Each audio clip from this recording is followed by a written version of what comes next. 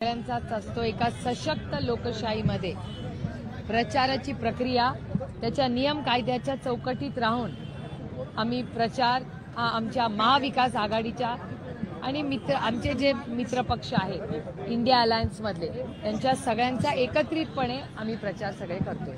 काही सभा तुम्ही घेताय महाविकास आघाडीची एकंदरीत महाराष्ट्रात काय चित्र तुम्हाला दिसते? अजून बाकी आहे दिवस, पण आता सध्या काय चित्र? अर्थातच आजचं सगळ्यात महत्त्वाचं चित्र हे आहे। आज वर्तमानपत्रात बातमी आलेली आहे, ती आपण पाहिली की नाही मला माहिती नाही, पण राजदीप सरदेसाईंनी एक पुस्तक लिहिलंय। राजदीप सरदेसाईंनी एक पुस्तक लिहिलेलं आहे आणि त्याच्यात एक मोठा दावा आलेला आहे आणि हा खूप गंभीर विषय आहे, ज्या विषयाबद्दल अनेक वेळा मी स्वतः संसदेतही बोललेले आहे आणि माझ्या अनेक भाषणात आणि तुमच्या प्रत्येकाच्या चॅनलवर मी बोललेले की एजन्सीजचा गैरवापर करून विरोधी पक्ष फोडणे, घर फोडणे, पक्ष फोडणे हे पाप आणि असंविधानिक गोष्टी सातत्याने अदृश्य शक्ती करते आहे। ही गोष्ट मी वारंवार गेले 1.5-2 वर्ष आणि फक्त महाराष्ट्रापुरतं सीमित नाही, काश्मीर टू कन्याकुमारी तुमच्या चॅनलचा डेटा सांगतो की 95% इन्कम टॅक्स, सीबीआय आणि ईडी या केसेस विरोधी पक्षावर आहेत आणि विरोधी पक्षावर जेव्हा ज्याचा उल्लेख मी नाही या पुस्तकातही केलेला आहे की वॉशिंग मशीनच्या माध्यमातून ज्यांच्यावर आरोप भारतीय जनता पक्षाने केले त्याच लोकांना वॉशिंग मशीन मध्ये टाकून भारतीय जनता पक्ष सत्ता स्थापन करते।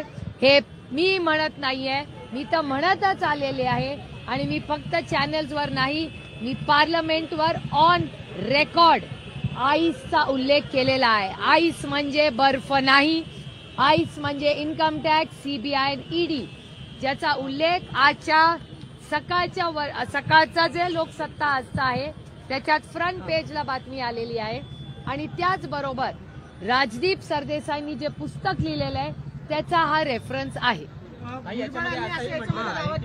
ईडी पासून सुटका म्हणजे आमचा पुनर्जन्म झालेला आहे। ईडीची कारवाई वाचली आम्ही भाजपसोबत केल्यामुळं त्याचा एक आनंद सगळ्यांच्या नेत्यांच्या मनामध्ये होता, त्यामुळे आमच्या सगळ्यांची सुटका झाली असं त्या पुस्तकामध्ये दावा करण्यात आला। अनेक गोष्टी त्या पुस्तकात आहेत। मला असं वाटतं की पुस्तक लिहिणाऱ्यांनी आणि ज्यांचा उल्लेख केलेला आहे, दुःख एकाच गोष्टीचं झालं ते वाचताना की या सगळ्या पुरुषांचे पण उल्लेख झाले। मला वाईट एकच गोष्ट, आणि हे मी खूप मनापासून जड अंतकरणातून म्हणते, त्याच्यात महिलांचाही उल्लेख झालेला आहे। वाईट ह्याचाच वाटलं ही अदृश्य शक्ती ही फक्त पुरुषांच्या नाही महिलांच्याही मागे कशी लागते आणि याचं सगळ्यात मोठं उदाहरण म्हणजे अदृश्य शक्तीने माझ्या 3 बहिणी वर केलेली आयटी ची रेड। एक नाही 5 दिवस, पूर्ण 5 दिवस रजनी इंदुलकर, नीता पाटील आणि विजया पाटील या माझ्या 3 मोठ्या बहिणी, या तिघींच्या घरी रेड कोणी केली तर अदृश्य शक्तीने केली। एक नाही 5 दिवस त्यांच्या घरी रेड झाली आणि रेड होताना त्यांची नातवंड घरात होती, दूध वेळेवर येत नव्हतं, गन स्टॉकिंग लोक फिरत होते। कधी याचा विचार अदृश्य शक्तीने केलाय की त्या मुलांवर काय वाटत असेल? त्यानंतर भुजबळ साहेबांचं कुटुंब, नवाब मलिकांचं कुटुंब, संजय राऊतांचं कुटुंब, अनिल देशमुखांचं कुटुंब, हे सगळे कशातून गेलेत, त्यांची कुटुंब कशातून गेलेत हे मी पाहिलेलं आहे। आणि आरोप करणारे देवेंद्र फडणवीस, मला त्यांना प्रश्न विचारायचा आहे की त्यांनी आणि अदृश्य शक्तीने याचं उत्तर द्यावं लागेल की जेव्हा कैलासवासी RR पाटलांवर सगळ्यांनी मिळून आरोप केला त्या फाईलवरची फायनल इन्क्वायरी कोणी लावली तर ती देवेंद्र फडणवीसांनीच लावली। त्यांची मुख्यमंत्री म्हणून त्याच्यावर सही आहे आणि त्याच केसमध्ये त्याच फाईलवर मुख्यमंत्री झाल्यावर जे विरोधात होते, ज्यांच्या विरोधात देवेंद्र फडणवीसांनी आरोप केले, त्या अजित पवारांना बोलून त्यांनी ती फाईल दाखवली। हा गुन्हा आहे। देवेंद्र फडणवीसांनी खरं तर त्यांच्यावर आपण खटला भरला पाहिजे, कारण का देवेंद्र फडणवीसांनी फक्त आम्हाला कुणाला नाही या राज्याला फसवलं, या राज्याचा मुख्यमंत्री म्हणून की ज्यांच्यावर देवेंद्र फडणवीसांनी आरोप केले त्यांच्यावर इन्क्वायरीज लावल्या, ते मुख्यमंत्री असताना त्या इन्क्वायऱ्या सुरू केल्या, मग त्यांना घरी बोलवून घेतलं. एक तर फाईल घरी आणलीच कशी आणली, तरी विरोधी पक्षांना ज्यांच्यावर देवेंद्र फडणवीसांनी आरोप केले त्यांना दाखवली कशी, या सगळ्याची उत्तरं देवेंद्र फडणवीसांना द्यावी लागतील आणि याचंही उत्तर देवेंद्र फडणवीस आणि अदृश्य शक्तीला द्यावं लागेल. सुनेत्रा वहिनींचं पण नाव आहे, सुनेत्रा वहिनींचं पण नाव आहे त्याच्यात. हेच तर दुर्दैव आहे की या पुस्तकामध्ये रेफरन्स येताना सुनेत्रा पवारांचंही नाव आहे. आता सुनेत्रा पवारांचा उल्लेख करायची काय गरज होती याच्यामध्ये? महिलांना कशाला आणताय ह्याच्यामध्ये? हा आरोप आहे माझा या सरकारवर. अरे तुमची लढाई राजकीय आहे ना, तर आमच्याशी लढा. आमच्या घरातल्या महिलांवर का तुम्ही आरोप करताय? सुनेत्रा पवारांचं नाव याच्यात घ्यायची काय गरज? माझ्या 3 बहिणी रजनी इंदुलकर, नीता पाटील आणि विजया पाटील यांच्यावर रेड करायचं कारण काय? आमच्या घरातल्या महिलांवर हे हल्ले करतात. आणि फक्त माझ्या नाही, कधी विचार केलाय की संजय राऊतांच्या आईला काय वाटलं असेल? कधी विचार केलाय की अनिल देशमुखांचे कुटुंब नातवंड कशातून गेली आहेत? हीच तर अदृश्य शक्तीची लढाई, आमची लढाई ही स्वाभिमानाची ह्याच्यासाठीच आहे आणि याच्या विरोधात, या अन्यायाच्या विरोधात ताकदीने आम्ही लढत राहणार. पंतप्रधान मोदी आज करण्यात आलेला आहे की शरद पवारांनी 2 ते 3 वेळा भाजपसोबत जाण्याचा निर्णय घेतलेला होता, मात्र त्यांनी नंतर यू टर्न घेतला आणि माझ्या संकट काळामध्ये अजित पवारांनी मला कोण असं म्हणलं?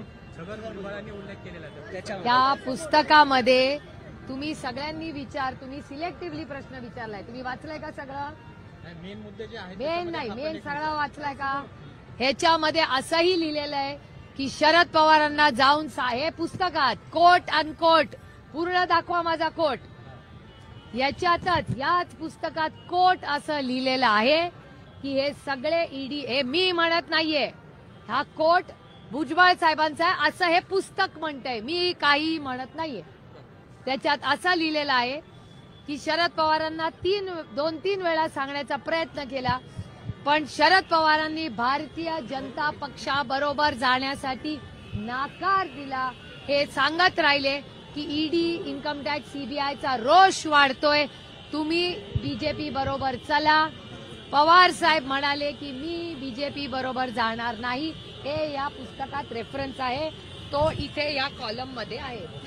माझी विनंती आहे सगळ्यांनी हे वाचावं. ताई, एकीकडे तुम्ही असं म्हणजे हे सगळं आज चाललंय, तिकडे दुसरीकडे फडणवीस बोलताना असं म्हणाले की फेक नॅरेटिव्ह सेट करण्याच्या फॅक्टरीचे डायरेक्टर तुम्ही आहात. माझी विनंती आहे, माझी देवेंद्र फडणवीसांबरोबर तुम्ही म्हणाल ती वेळ, तुम्ही ते म्हणतील ती जागा आणि तुम्ही पाहिजे तेवढे कॅमेरे या. मी देवेंद्रजींबद्दल अतिशय विनम्रपणे ते म्हणतील तिथे चर्चा ऑन कॅमेरा करायला तयार आहे. यातलं कुठलंही काय जर खोटं असेल तर याचं स्पष्टीकरण त्यांनी द्यावं.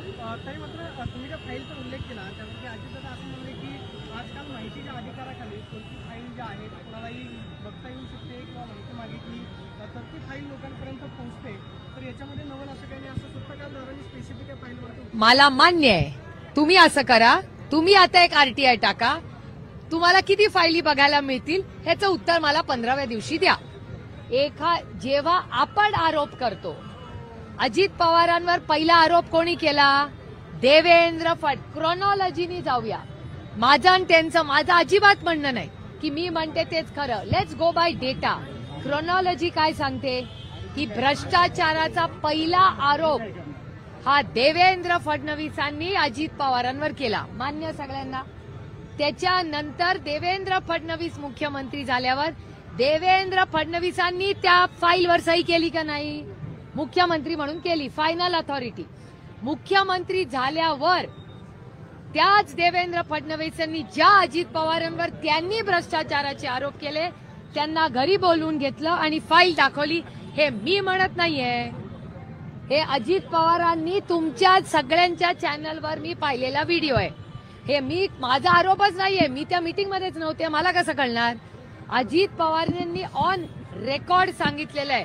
हे आरटीआय मध्ये फाईल नाही दाखवलेली, अजित पवारांना बोलून देवेंद्र फडणवीसांनी फाईल दाखवली, असं तुमच्या सगळ्यांच्या चॅनलवर अजित पवारांचा स्टेटमेंट लाईव्ह सांगलीमधून दाखवलेलं मीही पाहिले, तुम्हीही पाहिलेलं आहे. काही सदाभाऊ खोत यांनी जे वक्तव्य केलेलं होतं त्याच्यावरनं बरंच वातावरण तापलेलं पाहायला मिळालं. नंतर त्यांनी युटर्न घेतला, पण सातत्याने सदाभाऊ खोत हे पवार साहेबांविषयी अशा पद्धतीची वक्तव्य गेल्या काही वर्षांपासून करताना पाहायला मिळतात. खतपाणी कोण घालता हा एक प्रश्न विचारला जातो. रामकृष्ण हरी या विषयावर मी नाही बोलणार. फडणवीसांनी नाही व्हिडिओ ट्विट केलाय. आज पंतप्रधान नरेंद्र मोदी दौऱ्यावरती आहेत, महाराष्ट्राच्या सभा होत आहेत, त्या पार्श्वभूमीवर बटेंगे तो कटेंगे असा आशय असलेला व्हिडिओ स्वतः हे मुख्यमंत्र्यांनी ट्विट केला. धक्कादायक आहे, धक्कादायक आहे. मला आश्चर्य वाटतंय की देवेंद्रजींना झालंय तरी काय, हे धक्कादायक. मी देवेंद्र फडणवीसांच्या ह्या स्टेटमेंटचा जाहीर निषेध करते. हा छत्रपतींचा महाराष्ट्र आहे, शाहू फुले आंबेडकरांचा महाराष्ट्र आहे. अशा महाराष्ट्रामध्ये एक होम मिनिस्टर पहिले बदलापूर म्हणून बंदूक घेऊन फोटो त्यांचा व्हायरल होतो. ठीक आहे, ते म्हणतील की हा पोस्टर मी नाही लावला, मग काढायला तरी सांगायला पाहिजे होता. त्याच्यानंतर तुम्ही अजित पवारांवर आरोप करता आणि स्वतःच आरोपाची फाईल ते दाखवतात. त्याच्यानंतर ईडी, सीबीआय, इन्कम टॅक्स ची भीती तुम्ही दाखवता. त्याच्यानंतर अशी जी विधानं देवेंद्रजींनी केली आहेत, देवेंद्रजी तर म्हणले होते 2 पक्ष फोडून मी सरकारमध्ये आलोय. काय कौतुकाची गोष्ट आहे? मला आश्चर्य वाटतंय की देवेंद्र फडणवीसांना झाले तरी काय. आणि एवढंच नाही, राहुल गांधींनी संविधान घेऊन हातामध्ये संविधान घेऊन त्यांनी त्यांचा फोटो आला, भाषण केलं, त्यालाही देवी म्हणजे आज जर या देशामध्ये संविधान हातात घेऊन भाषण करणं गुन्हा असेल तर इथे उपस्थित आम्हाला सगळ्यांना तो गुन्हा मान्य आहे. देवेंद्र फडणवीसांनी आम्हाला सगळ्यांना अटक करावी, पण आम्ही संविधान हातातून सोडणार नाही. आमच्या शेवटच्या श्वासापर्यंत आम्ही संविधान वाचवणार आणि आम्हाला त्या संविधानाचा सार्थ अभिमान आहे. देवेंद्रजी त्या संविधानाचा द्वेष करत असतील, त्यांना ते काय चुकीचं वाटत असेल, पण आम्हाला सगळ्यांना वाटतं आज नंतर संपूर्ण इलेक्शनमध्ये आम्ही सगळेजण संविधान घेऊनच उभे राहणार. आम्हाला त्या संविधानाचा सार्थ अभिमान आहे. देवेंद्र फडणवीसांनी आमच्यावर आरोप करावे, आम्हाला अटक करावी, आम्हाला मान्य आहे.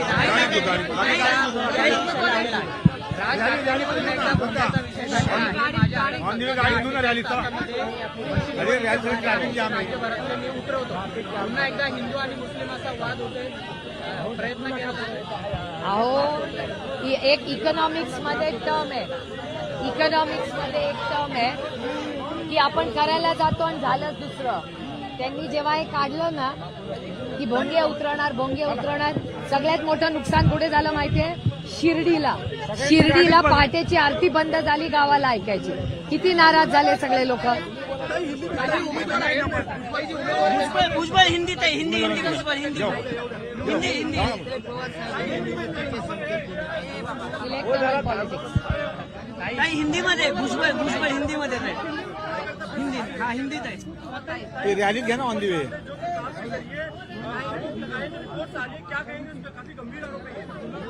मेरे लिए गंभीर आरोप नहीं है.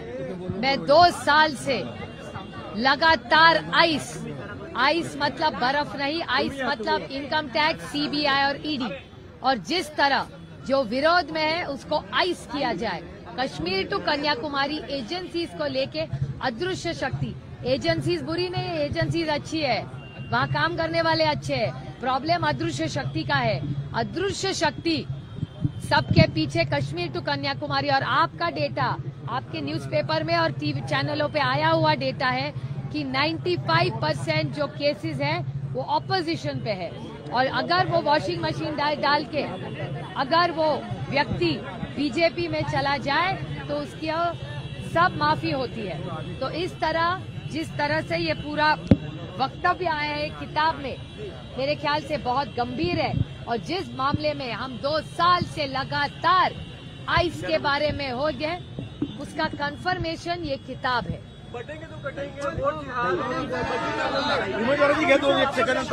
ये बहुत मुझे आश्चर्य लगा कि छत्रपति और शाहू फुले अंबेडकर जी के महाराष्ट्र में ऐसा वक्तव्य बीजेपी के एक वरिष्ठ नेता करते हैं. इसकी मैं निंदा करती हूँ. महाराष्ट्र में ऐसी गंदी राजनीति कभी नहीं चलेगी और हम इसका विरोध करेंगे. ऑन दी वे घ्या ना रॅलीत. चलो रॅलीत घ्या, रॅलीत चला. Traffic jam